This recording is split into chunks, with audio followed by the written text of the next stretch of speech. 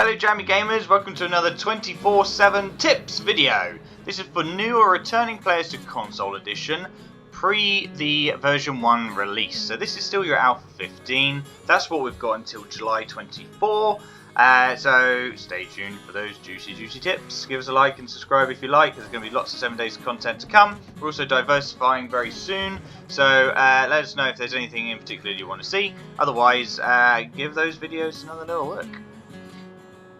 Jumping into number 1 then. Jam sandwiches can be turned into mouldy bread and then turned into antibiotics. These antibiotics are going to be really good for selling at the trader for dukes. Quite a good few dukes, so save up your bread, don't just bin it. It can be used later on. Tip number 2. Animals won't spawn without natural environments, and they won't spawn near your base. Now natural is in sort of, in inverted commas or italics there. They need like a grassy area, they need a relatively untouched area, otherwise it's classed as being sort of player influenced, and they're not going to spawn near the player or anything that the player has been near or influenced really. So you got to either leave an area for a very long time and come back later on, you got to leave it relatively natural, or you got to go off adventuring to find your animals.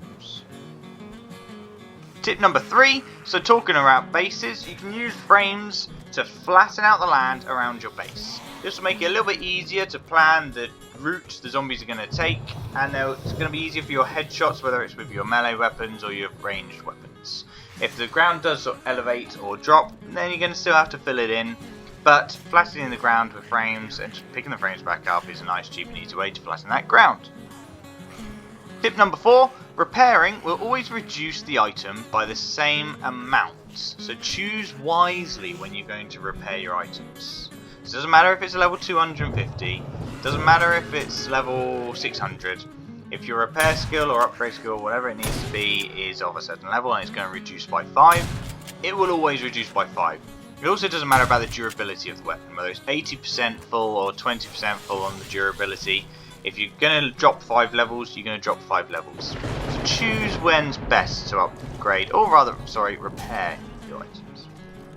Tip number 5, 90% of wells you find in the world are going to lead to bunkers. So if you find a well, have a look down it. You might need to crack open the hatch, you might need to jump down, avoid the spikes, destroy the spikes maybe, get through the bunker door, but there will be a nice, safe bunker there.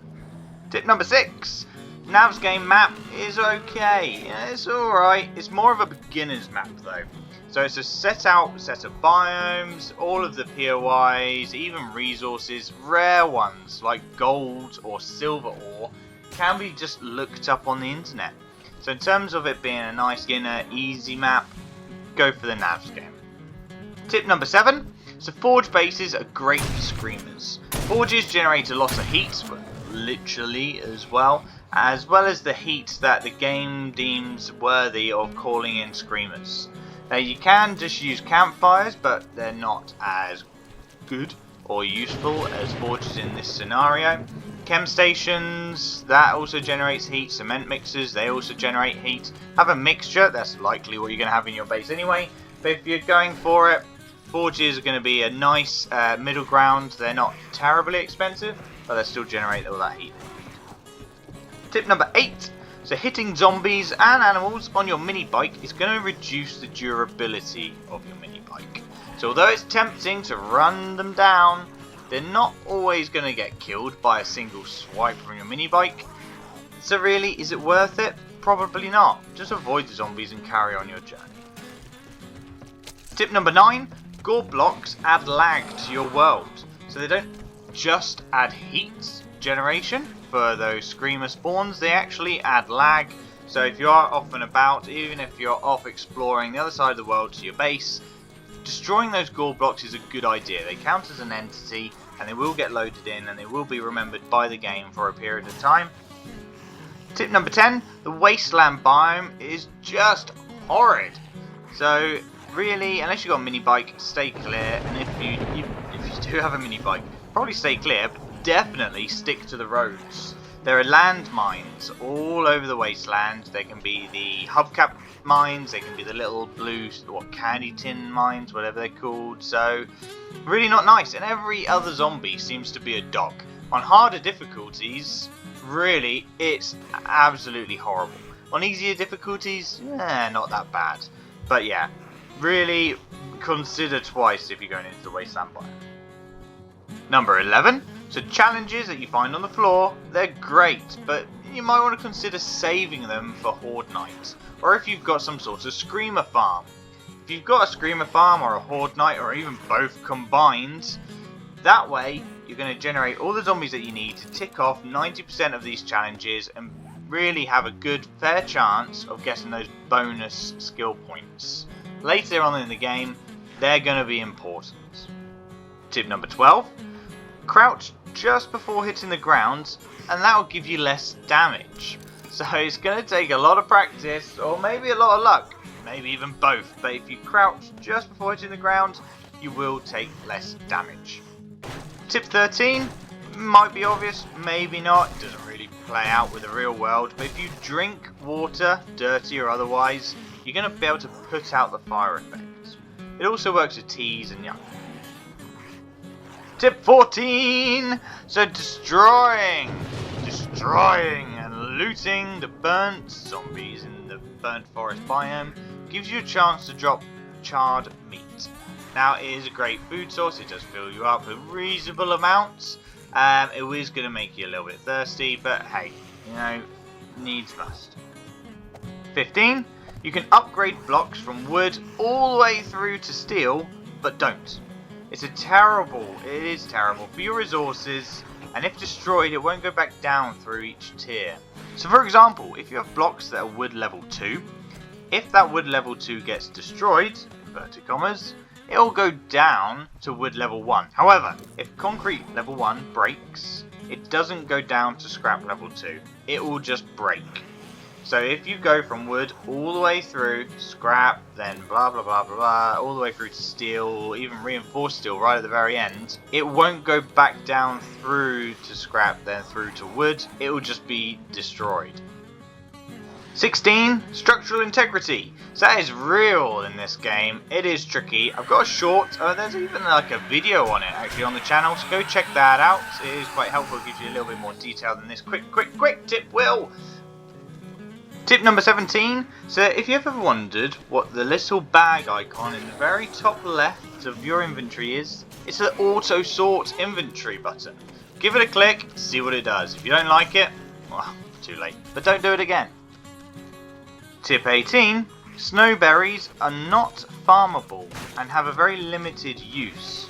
So have a look in the chem bench if you make the extract, snowberry extracts, which then can be made into the drink. But really, have a little look as to whether it's worth the time frame. It can be sold at the trader, that's what I do with the extract at least.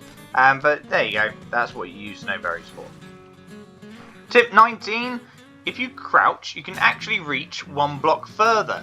So really handy if you're cleaning up that horde base after horde nights and things like that. You can crouch to place things or grab things one block further. Tip number 20. The perfect, inverted commas, mining level is -20 to -40. This area is where you're going to find the most amount of resources. Depending on what biome you go in, depends on what resource you get. But have a little look between -20 and -40 for the richest areas. 21. Use rebar to go into concrete and not ×2 concrete. Okay, so you can spend 5 scrap, or 5 iron rather, from the forge to build the rebar frames, and then use 10 concrete powder to upgrade that into concrete, or you can do your concrete blocks with 10 concrete, and then upgrade that to reinforced for another 10. Okay, so I think 5 iron, 10 concrete is a lot better than 20 concrete. Tip 22. So airdrops disappear when you log out, so if you really want to go and hunt them next time, mark them on the map. Tip 23. If you dismantle guns and then sell the parts to the trader, you can carry on making money if you've already sold him the max amount of guns you can. See, trader can only hold 3 of the same item, 3 pistols for example. However, he can hold 3 pistols, 3 pistol barrels, 3 pistol magazines, etc, etc, etc. So dismantle guns before trading with him if you've already traded lots of the same item to him. And tip 24. So the hub city of random gen is always going to be bang in the middle of the map at coordinates 0, 0. So that's handy. It does have harder mobs, lots of dogs, the odd bear. Feral zombies are going to be roaming around in the day. More policemen and bees. But you know, it can be quite valuable. There's a lot of safes to crack open. Almost every single building, blown out building or plot of land in the city is going to have a safe in it. If not, you're going to find other POIs like shotgun messiahs and things like that working stiff. So it's worth going in. Really tricky on harder difficulties before you get kitted out. But have a little look, take it easy, and have a look in the city at 0, 0. So that's it for this video. We do have a couple more tips because I've run out of videos for this thing. I've got 4 more tips, 4 more bonus tips if you like. So let's quickly fly through as a little 20 up 8 tips on this one. So really quickly, if you start a new world, you have a 32 block safe zone around you. So that's where zombies won't spawn, they won't enter, so that gives you a little bit of a buffer before the onslaught starts. 26 will be that the auger, both hard and soft stuff, is still very good. You can use the auger on clay and dirt, it is going to churn up and much resource far quicker than spades and things like that. 27 is that the treasure is always 3 blocks down. The only exception would be hillsides and maybe underwater. So underwater, if it does fall there, the treasure should be on the surface. If it's on the hillside, because of the slope and the angle, it might count as 4 blocks or it might count as 2 blocks, depending on how lucky you are. And tip 28, like and subscribe for more fantastic content. Got ya! Right, but no, thank you very much, Jammy Gamers. That's it for today. We'll catch you on the next one. Any comments, any other tips would be fantastic for other players. Like and subscribe would really help the channel out. Otherwise, we'll catch you on the next one. Thank you, JJAM.Gaming out.